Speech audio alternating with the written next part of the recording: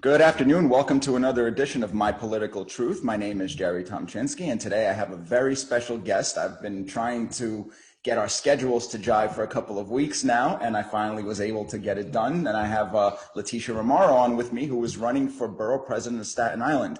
Leticia, welcome. I'm really happy to have you here today. Jerry, thank you for having me on. It's always good to speak with a fellow Staten Islander. I know you're not here anymore, but I know you represent the borough well. I do, and I worry a lot about the borough. I have family still out there. Some of my closest friends are still out there. So to me, this is a very important conversation that we're about to have. But before we get started, why don't you tell my audience that doesn't know you a little bit about yourself, your little brief history. I know you've been in politics for a while, but this is the first public office that you're running for. You ran for something back in the 90s. Why don't you tell? I've been kicking around for a long time in politics in Staten Island, and I'm running for this office because now more than ever, Staten Island needs someone who has a background with some business history, budget history, and in history of having plans for workarounds to get the job done. Why? Because we're facing the worst fiscal crisis that we've ever seen since the 1970s here in New York City. And too often when things like that happen in the city, Staten Island gets the brunt of the burden. And I want to be the borough president to make sure that we are treated fair and equitably and that we get the services that we need. I've worked for mayors. I've worked for governors. I've worked for presidents. I worked for Mayor Giuliani, and I ran for office back in 1994 alongside Governor Pataki. He was running for office at the same time. And the reason I ran for office then is the same reason I'm running for office now, is for change and for positive change for Staten Island. Fortunately, the Governor Pataki and I used to kind of joke on the campaign trail that at the time, what happened was I was working for Giuliani and I took a leave of absence to run for assembly. And then we were campaigning, Pataki and I, out on Staten Island, and we got news that Giuliani endorsed Mario Cuomo. And it was earth-shattering, and I'll never forget. Governor Pataki turned to me and said, "Well, if my campaigning with you is going to hurt you, we don't have to do this." And I said, Mr. Pataki, at the time he was a senator, Senator Pataki, let me tell you something. If only one of us gets in, it has to be you, not me. And indeed, he won, and he did change New York. He was a fantastic governor for 12 years, and while I didn't win my election, I was able to work with him, serving in his administration. And probably he did so many things, from changing the way the welfare system worked to actually creating jobs and the education system of the state. But I think we'll all agree that the one thing that he did that we will all remember is recovering Lower Manhattan from after 9/11 attacks. That was a terrible tragedy, and people didn't want to come and live in downtown New York. They didn't even want to visit New York City anymore after those attacks. Mm-hmm. And because the governor said, we have to show America who we are, he recovered the downtown area, and he started rebuilding right away. And I worked for Battery Park City Authority at the time, and it was just a big pile of rubble outside of our door, and it was a crime scene. But he got us back on our feet, and if it wasn't for him doing that, I don't think that we would have ever been able to recover from 9/11. I couldn't agree with you more. I remember, and I talk about 9/11 often. I remember that day like it was yesterday, as most New Yorkers do. And one of the biggest chills I get in my body is thinking, can you imagine if on 9/11 we had Cuomo and de Blasio in office instead of Pataki and Giuliani? What would have happened to New York?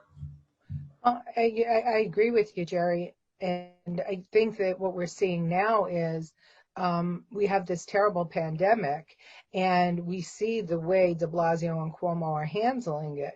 They're handling it with panic, with fear mongering, and now with lies and cover-ups. And they're just literally pulling apart our economy, and they have no concept. They have no concept of what they're doing to the small business community. I think the difference between Pataki and Giuliani 9/11 Hmm. to Cuomo and De Blasio with the pandemic is that Pataki and Giuliani understood small business. They understood the importance of hope instead of fear. Yep. And these were two men that knew that 9/11 it wasn't just about New York City and Manhattan. Obviously, it was about Pennsylvania and Washington, but it wasn't just about those areas. It was about the world's perception of America, and Hmm. they treated it like that. And they got together with President Bush, and they put together a plan to give America hope and courage and guts to stand up and do the right thing and to show the world that we weren't going to lay down and take this. COVID is an invisible enemy, but it's an enemy nonetheless. And I mean, you can see the difference in a positively run state and a negatively run state, right? Because you're Firsthand. enjoying Firsthand. DeSantis. Yeah, yeah, I think, to expand on what you just said, I think with the way Governor DeSantis has handled this pandemic, the way he has stood up to the Democrats, to the media, I think just by this, he's earned himself a high political career coming up. I could see him running for president or being a vice president in 2024, depending on who runs, but I could see him being on the ticket very clearly. I like Matt Gaetz as well. I think that Governor DeSantis, had the one thing that I see in Governor DeSantis is the same thing that I see in George Pataki, a stick-with-itness, developing a plan that made sense. He cares about the people of the state. He Hmm. cares about, not just what's happening right now in front of him, but what's going to happen in the future. And his plan wasn't just to immediate. It was a long-term plan for what would happen to Florida. And he didn't miss that very important tourist season, because Florida, much of your economy comes from tourism. And Absolutely. if he did what Cuomo and de Blasio did with New York City and New York State, which, by the way, 60 million tourists a year in New York City. I mean, we Hmm. have an enormous tourism Absolutely. industry here in New Sure. York City. They just blew it. They literally they blew it, and they destroyed any hope for small business owners to be able to get their feet underneath them in the future. Whereas DeSantis had a plan, he had a focus, and he executed that plan and focus, and it was to the betterment of everyone, not only his small business people, but the people who live there. The children of Florida had their education as they should throughout the Absolutely. year, which is so important for young children. We've lost a generation of children, of learning for these children. And we are losing children to suicide every day because they're lonely and they have no hope. And these are the things that I think the Cuomo and de Blasio don't realize when they go on television every single day and offer doom and gloom. Hmm. They're And take you no know responsibility for anything at all. they don't take any. They want to control everything, but they don't want to be responsible when the control goes off the rails. And I think you'll remember, Jerry, early on in the pandemic when then President Trump closed down the airports. Hmm. Cuomo and De Blasio were saying that he was a xenophobe, and when he was talking about how he was going to handle the pandemic, Cuomo was one of the first people out the gate to say, "Oh, no, you're not. I'm the governor. You're not going to tell me what to Yep. do. I'm going to handle things." Well, he handled them. And now what do we have? 15,000 nursing home residents dead Probably more. and a cover up. Yeah, and I And think I think with the more time that goes by, I think the numbers are going to go higher and higher. I think it was more than 5,000. They're saying the number. It started yesterday morning at 1,900 that they covered up. By the end of the day, it was up to 4,500. yeah, So, yeah. It's the thing is that when you govern with a hopeless heart, you can't give hope to your people. And that's what I see from de Blasio and from Cuomo. I'm the type of woman who believes, because of my small business, I have a unique background. I was a small business owner at the age of 21. I owned a restaurant, which is one of the most difficult Yeah. things to do. And that was under Cuomo, the father, Mario Cuomo. Mario, And yeah. his taxes were so onerous that I actually got involved in politics, and I got involved in Giuliani's first campaign for mayor. And so I transitioned into government, and I worked for Giuliani. Then I worked for Governor Pataki after my bid for assembly failed, but his won. Mhm. And then I stayed in government for 20 years, and I got out of government and opened another business. So I have this unique perspective, a small business owner, somebody who's worked for elected officials, somebody who's worked for government authorities, which are a little bit different than city agencies. I worked in agencies and authorities, and now again, a small business owner. So when I think about a problem, I think about it from all angles, not just the solution, but how is it going to actually affect the people Yeah. that it actually works for. And so I have put my own wealth, I've invested my own wealth to create jobs for others. And I've gone without a paycheck to make sure that others have gotten their paycheck when times were tough. Now, contrast that with the elected officials we see in office today that are making these decisions, and the majority of them never did anything outside of government. And that's Nope. scary. And that's why we have the problems we have in government. Too many people coming out of college going right into government service. So they have no real world view. Yeah, And they I have couldn't agree no, with you more. I think what the biggest examples we have of that, I mean, look at this, the newest Congress people, AOC and Rashida Tlaib and Ayanna Pressley. They don't know anything but, well, AOC was a bartender. She okay. lied about her background completely. She said she grew up in the Bronx and Queens. She grew up in Yorktown Heights. You and I know that's a very, very wealthy area. Mm-hmm. And they come on, they talk all this nonsense, Green New Deal, this and free that. And they don't tell any other people how high the taxes are going to be, because they don't think about it from the business side. They don't think about the cost and the supply and the demand and all that kind of stuff. They just think, I'm a public servant. I'm going to get my constituents to believe my BS, and then whatever happens, happens. That's just how they look at it. Well, AOC got elected because she was a good talker, right? And there was a whole marketing effort behind her. She was the bartender at her brother's bar or something like that. And her brother had a friend who owned a marketing company. And they said, I bet you that we can elect her. It reminded me of a storyline in the old show Cheers, where Woody Harrelson, who played Woody, they elected him to city council, based on a dare.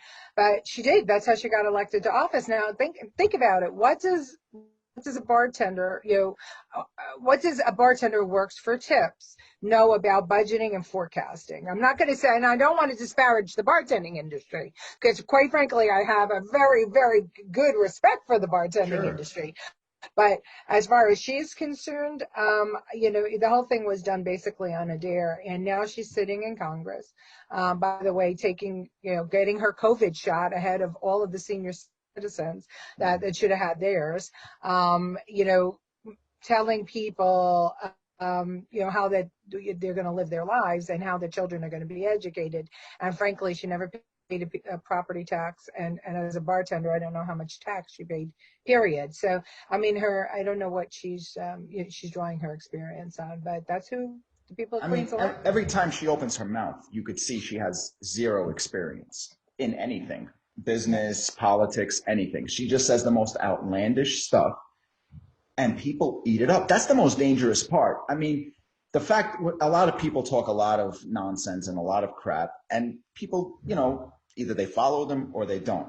The fact that she has the following that she does and the people that listen to her, I think that makes her super dangerous, because people listen to her and believe it. They believe what they're hearing. Well, I think that's the problem with a lot of elected officials, right? And that's why Donald Trump went to the White House. That's what we elected him to go to Washington and to show us how our government was kind of screwing us over, if you will. Hmm. And here's a man who's a businessman with a kind of way of looking at things that was very business focused. And he went to Washington and said, okay, I'm going to get the job done. I'm going to get it done in 4 years. And what he showed us is that there are lots of people right now in Washington, D.C., making decisions that affect you and me, and they don't really know what they're doing. They're either so far entrenched in Washington mindset, or they got elected because of Twitter or Facebook or whatever, and now they're setting policy, and they're also, they have followers, and they're being looked at as if they are gods, not Yeah. our representatives.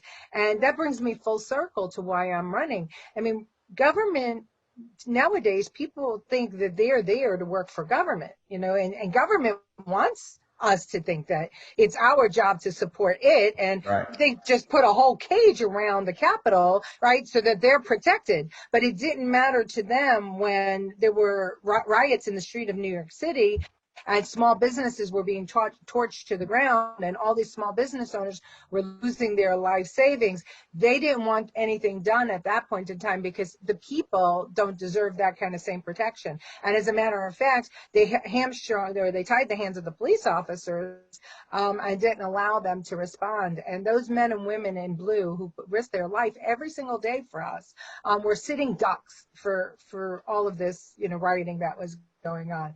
But now they put a cage around themselves because they need to be they feel they need to be protected from the people. And I think that that's probably the greatest irony here, is that the government actually thinks we work for it and not the Hmm. other way around, or DC mindset. And that's not the way it is, Jerry. So as borough president, my whole goal is to provide leadership and a government that actually works for its constituents, because the people of Staten Island have the longest commute in the nation, and we only have to go basically 16 miles to Manhattan, and it's the longest commute in the nation. Yep. Our traffic is just horrendous. We have red light and speed cameras every couple of feet. So on average, a family must pay about $100 a month in camera tickets. And by the way, just in case you didn't know this, de Blasio lowered the speed limit 10 miles per hour, Yeah. then put up cameras. So anybody who is driving or has been driving on Staten Island and knows that this road is a 35 mile an hour and this road is 30 and so on, well, that's all changed. So if you're going 30 miles an hour on a road that you remembered being 35 miles an hour, it's now 25 miles or 20 miles an hour, and you get a speeding ticket for going 26 miles an hour. So that needs to be corrected in Staten Island, and I know I can do it. And I could do it utilizing the tolls from the Verrazano-Narrows Bridge. The mechanism is there. We just need to get the money spent to put smart traffic lights on Staten Island, which will keep the traffic flowing and reduce the need for these speed and red light cameras. The other thing is we have to support those men and women in blue that keep us safe. Most people want to know, if they're moving to a place or visiting a place, that it is safe. So that it only makes sense to put more money into that budget line for police officers, not less, because that's your biggest return on investment, right? Public safety. So that's what I want to see done in Staten Island. And also some vocational education to get people who don't want to go to college ready to do jobs that the city has available for them, like paving roads and driving buses and things that keep New York City going. So that's common sense, kind of thinking, and that's what I want to bring to Staten Island. Customer service. I want Staten Islanders to go to work, come home, and not have to worry that government is imposing on them. I agree. I think I think those are great goals. Who are you running against? So I have a primary. I'm primarying a gentleman who is serving in the city council now. He's a nice guy. We have different tools. Hmm. He came out of college and went to work for government. And as I said earlier, I own a small business. So my thinking, I think in a different way, I think, than most elected officials. And so, it'll be a respectful campaign about ourselves. So my campaign is about Leticia Remauro, not Good. about anybody else. Yeah, I mean, that is the anti-politics, because it seems like anybody that runs for office, it's how can we bury our opponent and ruin their reputation. And I want to, touching on that, I want to go into this article that you wrote for Staten Island Live. You sent it to me earlier today. I thought it was fantastic, especially I want to get to this part. I highlighted it, the part about Senator Joe McCarthy, the comparison that you made to Senator Joe McCarthy. I'm going to read this one paragraph real quick. Manipulating facts into a political narrative to destroy those with whom we don't agree is dangerous. Senator Joe McCarthy did it 80 years ago with the help of the news media when he labeled his political enemies as communists. I mean, we're reliving that right now. And it's not communists, it's Republicans.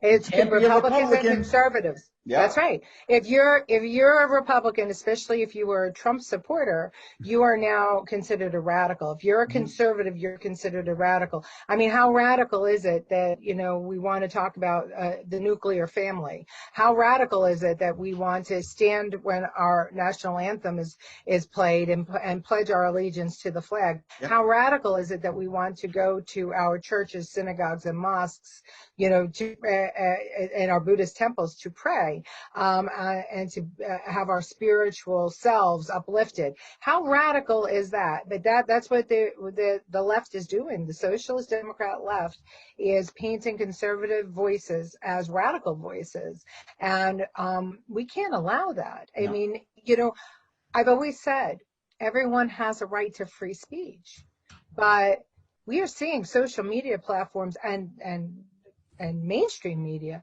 stopping the flow of free speech and painting conservatives as if we are anything but American. And we see that with what, with all of that has happened with President Trump. And it's dangerous. And the news media has the protection of the First Amendment for a reason, because it's supposed to tell the facts even when it is about government. And unfortunately, our news media can't be trusted. They broke that covenant. The Fourth Estate broke the covenant it had with the people of America to report factual information, to let people make their own decisions. And instead, they're printing propaganda. Oh, it's all state-run media now. It's state-run, People's Republic of America. It's not the United States anymore. It's sad what's going on. Look at this situation. I don't know if you heard about what's going on in California. They had a petition to recall Gavin Newsom. Yeah. They got 1.7 million signatures. Now the Democrats in California are saying, hold on to your chair. They want to verify signatures. What happened to that a few months ago when we wanted to verify signatures during a national election? Yeah. It's unbelievable. Hypocrisy, and that's the whole thing here. I mean, it has gotten so bad. The propaganda has gotten so bad, and I think that I look at it as the globalists against the patriots, Jerry. That's how I have to put it in my mind, because I'm not going to say it's the Democrats versus the Republicans, or even the liberals versus the conservatives, because it's more than that. There were plenty of Democrats that I knew and not people not registered in a party that voted for President Trump. And there were plenty of Republicans, some of who I worked for, Bloomberg and Bush, right, who voted for Biden. So I know it breaks my heart to think about it, but when I knew them, they stood up for Republican ideals. Now, so I have to look at it as the globalists versus the patriots. And in my opinion, the globalists they don't want America to exist in the form it is now. They want to apologize for America. They don't like America. They think we're a terrible people. And the patriots understand, and I'm going to I'm going to be a little bit hyperbolic, and I'm also going to be show some favoritism. Patriots think that America is the greatest country in the world, and we need to protect it exactly as it is. And that's how come so many people want to come here. So the globalists versus the patriots. The globalists are just in control of the messaging, and that messaging is America is bad, your parents are bad, there's no work for you here, we don't care about immigrants, we don't care about anything other than, and then fill in the blank, and they make us into enemies, and the patriots are being beaten down. And I urge all the patriots out there to remember who you are. America is the greatest country on earth. America gives opportunity to everybody. It always did. Maybe we weren't perfect in the beginning, but no place was. We were always better than everywhere else. And we certainly are better than everywhere else now. And I challenge anybody to tell me that there is a country out there that affords people more opportunity than America does. And I can't. Most of these people that are speaking out and giving their opinions have never been out of their neighborhood, forget about out of their state, excuse me.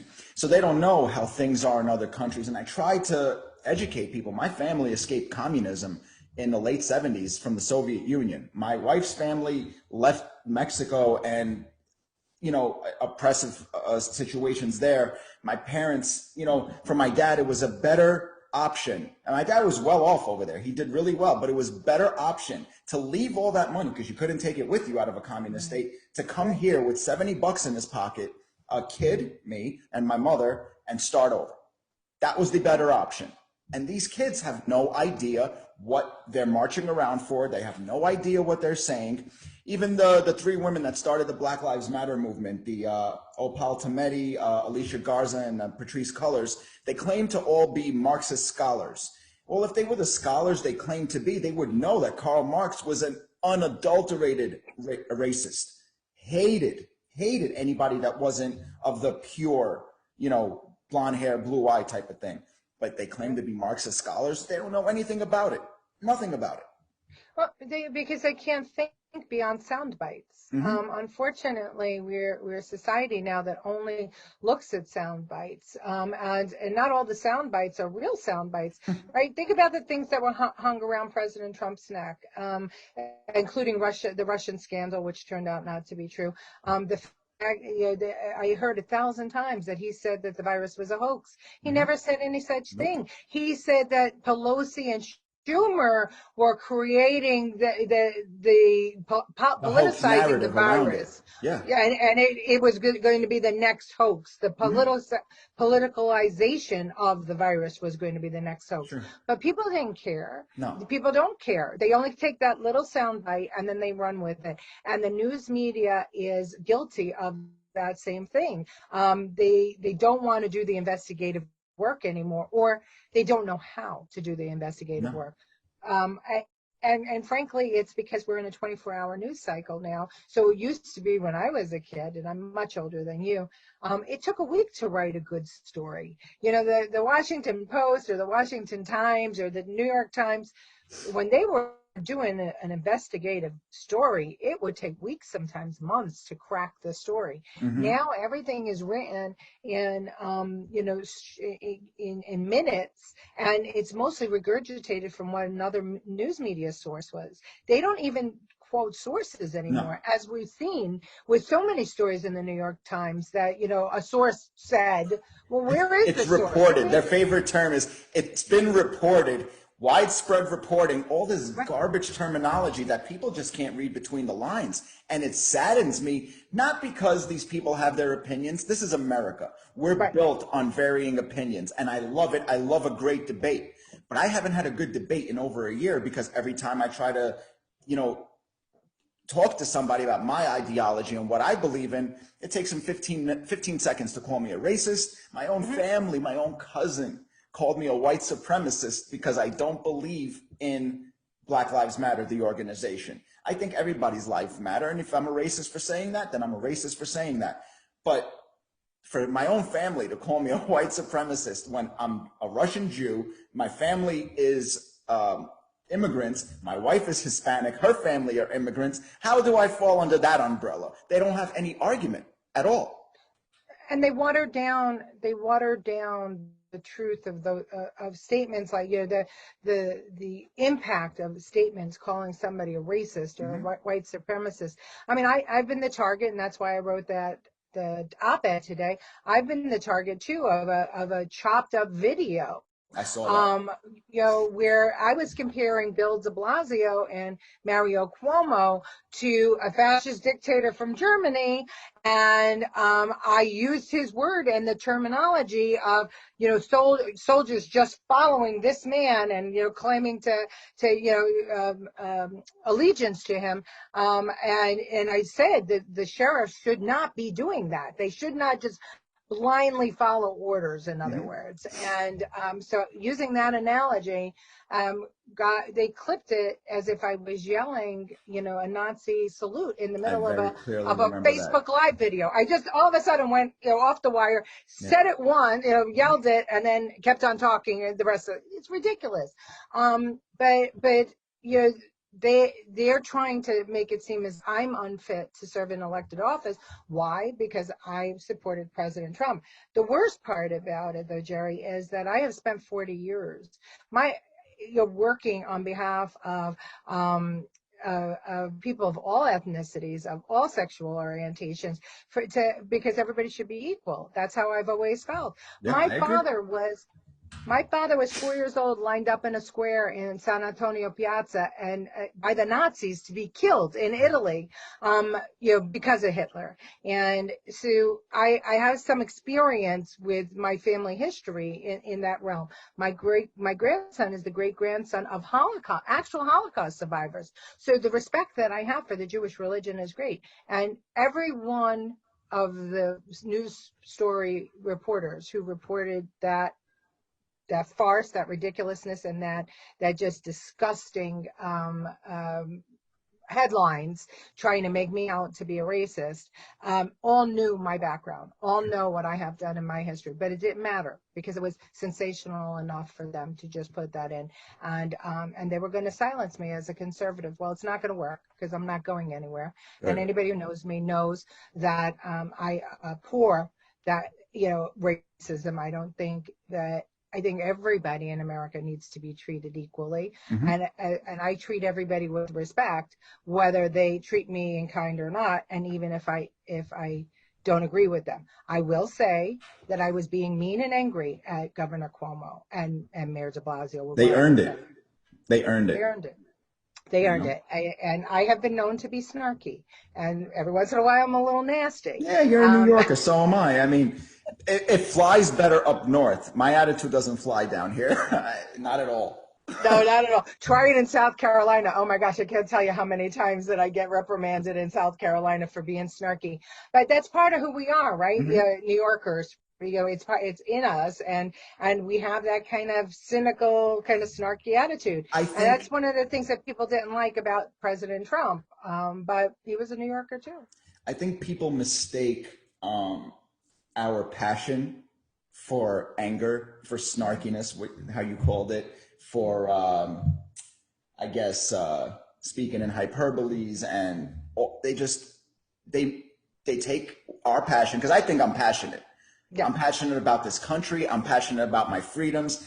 I started doing this because I saw what was going on and I couldn't do it anymore. I couldn't sit there and watch even Fox News and listen to people like Brett Baer and Martha McCallum and Neil Cavuto, and Chris Wallace of all people. Of My all people. Oh, God.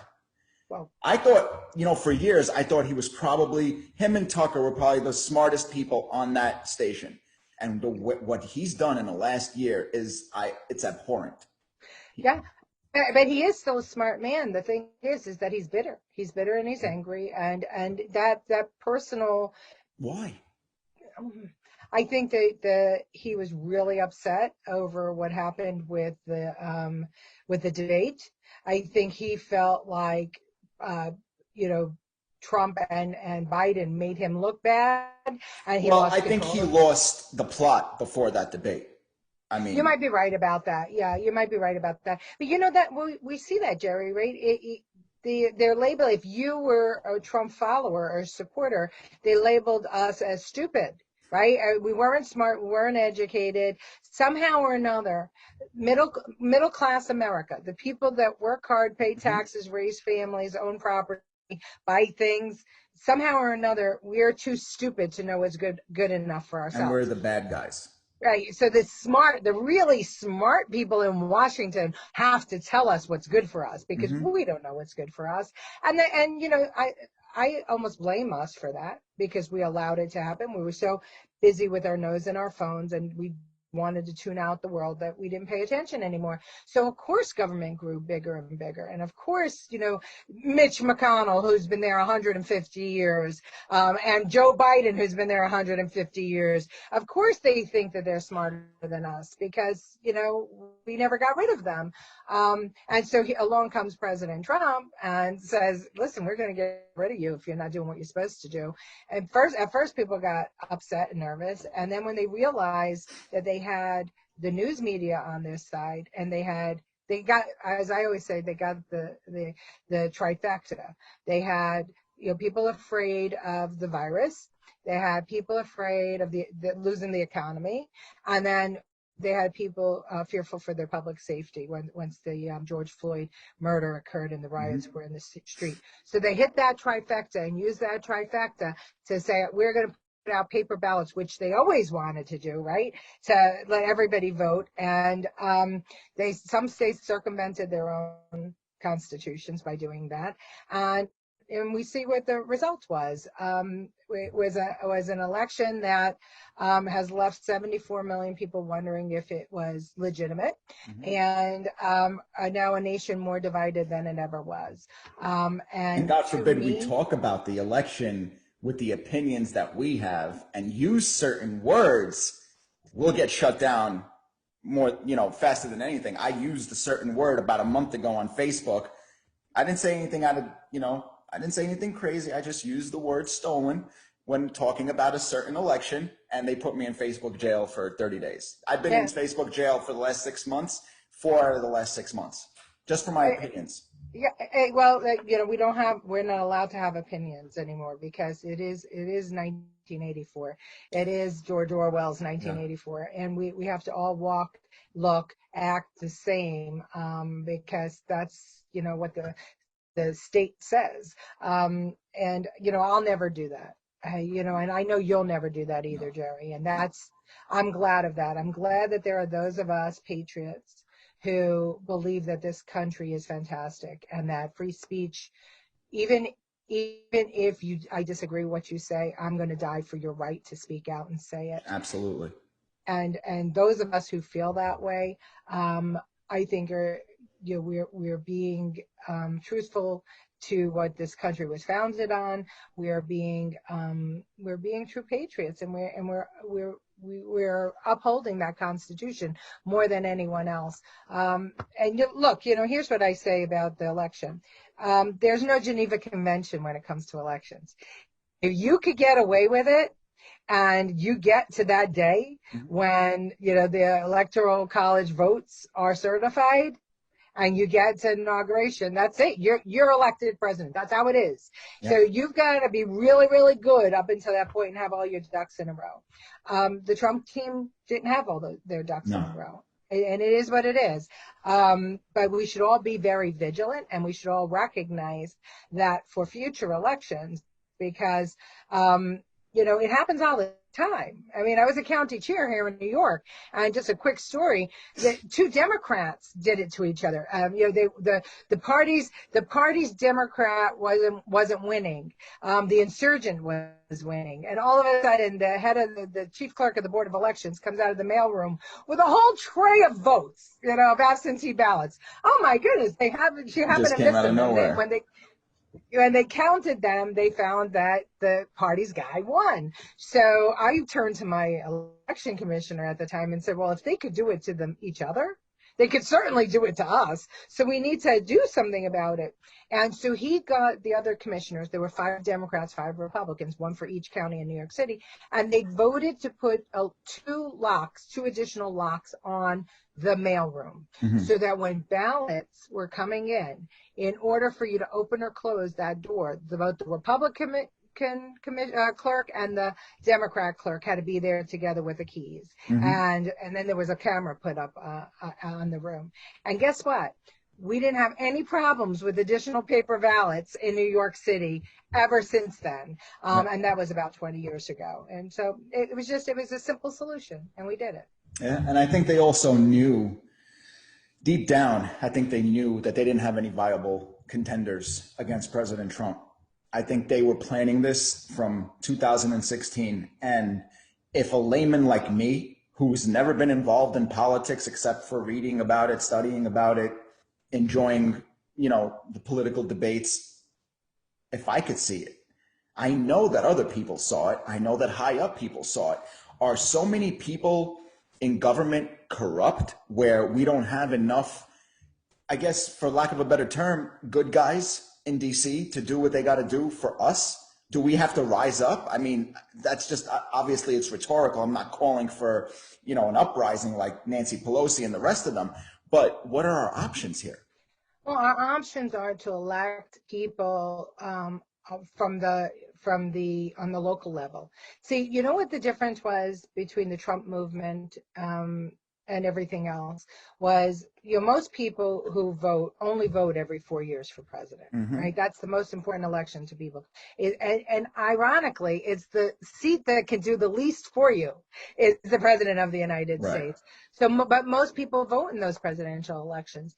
I think that for the Republican Party or for the Patriots, but specifically for the Republican Party, because I am of that party, and that's what the party that President Trump, bolstered up. You need to vote in your local elections, city council, borough president, town council, assembly, senate, governor, DA, sheriff. County commissioner, all of them. These local elections matter, and those are the elections that the fewest people turn out to vote in. If the Trump voters or the Patriots will just pay attention to their local elections, they will make a change like we have never seen before. Think about it, 74 million people nationwide voting for dog catcher, sheriff, town council, commissioner. Yeah, voices will be heard. So their voices will be heard. So in your state, in your county, wherever you are, if you can hear my voice, there's going to be an election this November for people that you probably never heard of. Make sure that you are involved, get to know them, and vote for them for whatever it is that is up in your town at that time. My election happens to be June 22nd. It's a primary election. That's the first leg of my journey. Once I win the primary, I go on to November and I face the Democrat. And so to everybody out there, what you need to do is you need to start with what affects you closest to home, because you'll see the change there. And then, worry about what happens in 2022. Make sure you vote for Congress and Senate in 2022. Very important. I think that election in 2022 is leaps and bounds more important than this presidential election that just passed. This next election, we got to get all of them out of office. I mean, I think you're right. Listen, people keep saying that they want term limits for Congress. I hear that always. We have to pass congressional term limits. We have term limits in New York City. That's why I'm running for borough president, because our current borough president is termed out. And I got to tell you something, Jerry. I think it's working okay in New York City. I'm sorry we had to go that route, but we have been, Tammany Hall and, Democrat control for a long time in New York City. So at least with term limits, you have a turnover. And you have new, fresh people and new people that you can, have the chances of electing somebody who will really represent your ideals rather than have somebody in for 40, 50 years. But term limits are as simple as you go into the voting booth and saying, hey, you know what? You've been in there 30 years, out. You're out. I need somebody new. And look for business people, because back in the day when our founding fathers put together this government, those they were men, they weren't women, because women didn't have the right to vote to the 1920s. But, these men came off their farms, they plowed their farms, they were blacksmiths, they were, newspaper editors, they were many, many different things, but they would come to Washington to vote. and then they'd go back to their work, and they'd serve a couple of terms, and then they were out and somebody else came in. We need more people whose focus is, who have background in business, who have real life experience, rather than people who are going to run for Congress on a dare, or because I think we need leaders. We need leaders. But when I say leaders, I don't mean just a boss of a company. I mean somebody that has the charisma to get the people to listen to them, but that's only one part. Then you got to actually have the chutzpah to go and get stuff done in the face of all of the turmoil and all of the opposition that you're going to have in DC, in Albany, wherever you may be, in Tallahassee, here in Florida, because there's always going to be opposition. The question is, are you ready for the fight? And these days, it's going to be a fight to the finish.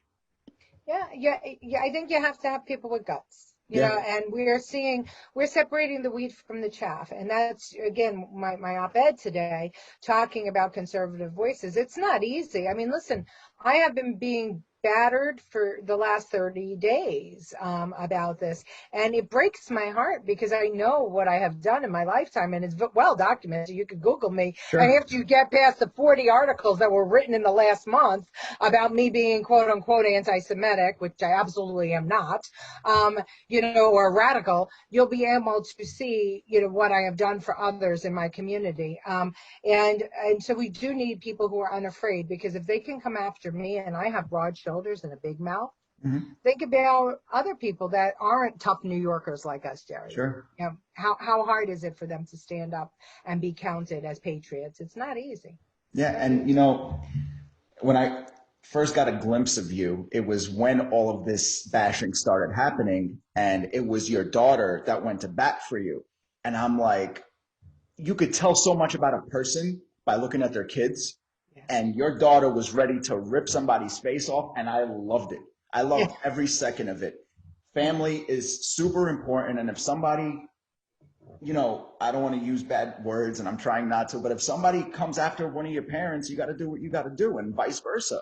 And you could tell so much about a person by the way their family talks about them, because not all families get along. I don't know if you know that or not. Well, I have to say something about my kid. I have the greatest kid, and Jen is just, she's amazing. She is well put together. She's got a great head on her shoulders. She's funny as hell, very snarky. I noticed. She uses a lot of bad words, but you know, her heart, she's a beautiful woman inside and out. Her heart is as big as the universe, and she will help anybody in need.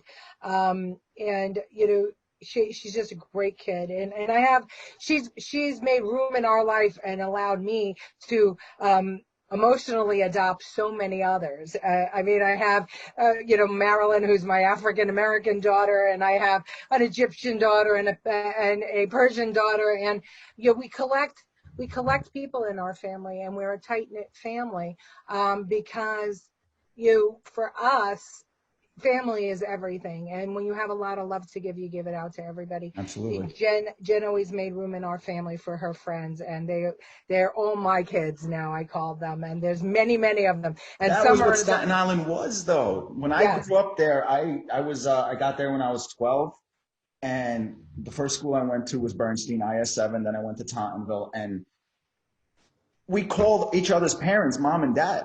All the time, from the first day we met them till now. When I see certain, you know, parents of my friends, I'm like, hey mom, hey dad, and that's just how Staten Island was. Always tight knit, always close, and that's one of the few things I loved about it. I'm a Brooklyn boy, grew up in Brooklyn, so I wasn't always in love with Staten Island, but I care about Staten Island very deeply, very deeply. You know, and that's the thing, you know, that it's probably toughest for people to understand about Staten Island. We're different than the other four boroughs for lots of reasons. First of all, we were a farming community, right? So we were mostly farmland. So everybody in Staten Island, most everybody owns their own house. And if you don't, you live in an apartment in someone's house. It's very, very tight, right? There's very few apartment buildings. Whereas if you go to Brooklyn or Queens or Manhattan or the Bronx, that's all you see is apartment buildings. So it's a different lifestyle. We don't have a subway like the rest of the city, so we're all dependent on our cars. Our only only public transportation is surface. It's the Hmm. bus. We do have one train that goes back and forth, back and forth. We call it the Looneyville trolley. It goes from Tottenville to the St. George Ferry. Hmm. So we're different mindset, and people want to call that mindset. They want to call us names, I know. because we're mostly blue collar, mostly police officers, firefighters, Hmm. nurses, doctors. Healthcare is our number one industry in Staten Island, and then firemen, police, and teachers are the next industry. So mostly blue collar, middle class people. And the rest of the city condemns us because they feel like we don't live like they do. They're right. We don't live like they do, but that's the way it is here. But there's no reason to condemn it, because No, ultimately those people who are clubbing and, going out and, thinking that they're so smart, they want a plot of land and a nice little house in a nice community, raise their kids. Where do they come? Staten Island. it's Staten unaffordable Island. So they now in wind up Brooklyn here. and in Queens. Brooklyn and Yeah. Queens, people just been completely pushed into the unaffordable bracket. You need to Yeah. be a super duper millionaire to buy a plot of land in Brooklyn or Queens or, it's terrible what's gone on over there. Yeah, it is. There's nothing really for sale. The government is buying up most of the property, and if it's over a three-family house, the city council has a bill that's before it right now that if you own a three-family or better home, you can't even sell it privately. The government has the right of first refusal to own your property. Think about that. That's crazy when the government wants to take ownership of private property. Yeah. That's like the blob, taking over. Listen, that's You where know, they're going now. yeah, yeah, That's exactly where they're going now. And if these people don't wake up and see what they're trying to do, it's going to be too late. yeah, yeah. I think it is. It's scary. It's scary, and that's why I think for Staten Island, it is important for us to be proud of who we are, Hmm. love our community. We are smart people, and we're good earners here. I mean, we're number one again in median family income in all of Sure. New York City. So we do the right thing in Staten Island. We go to work. We pay our taxes. We send our kids to school. We worship. We're part of our community. We donate to our organizations. We welcome everybody. What we don't welcome is people coming in here telling us that we're no good and we have to change. Yep. Similar to what the globalists are trying to do with America, saying you're no good, you have to change. Well, there's no reason for Staten Island to change, and there's no reason for America to change. Evolve, yes. America can always evolve and get better. Sure. Everybody can always get better. But change, no. There's nothing wrong with America, and there's everything right about Staten Island. And as borough president, my goal is to make people want to stay here and live here, because so many people are leaving. They're coming down to you, Jerry, in Florida. I'm They just sure. better leave that Democrat mentality up there because they ruin New York. I don't come into Florida and ruin it. I mean, people work hard here for, what they do. People voted out here in droves. Yeah. Even the local elections have a ton of people showing up to vote. Yeah. That's a big contrast, I think, from New York. I think this election and what's going on is going to open up a lot of people's eyes on the local level.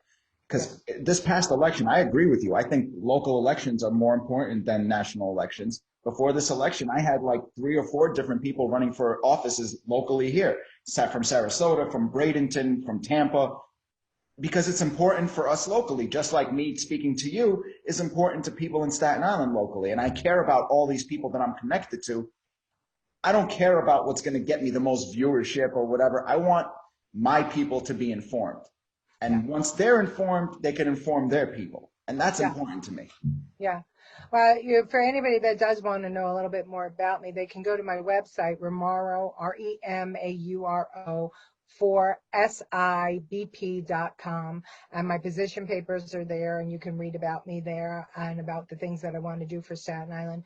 And I agree with you, Jerry. I mean, June 22nd is a big day for us out here, because Staten Island is the last Republican borough, last conservative borough. And it's the only place that we do have Republicans, other than Eric Ulrich out in Queens, the one Republican seat there.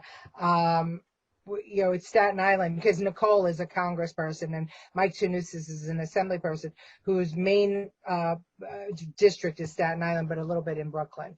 But there's no other Republicans at all in New York City. When I started out here, in politics in the 1990s, we had Republican senators and council members, and there was a balance in government. But now, I mean, the state Senate is all Democrat. Well, not all. I mean, but majority Democrat. The Assembly is majority Democrat. There are only 2 Republican council members. I'm sorry, 3 with Eric.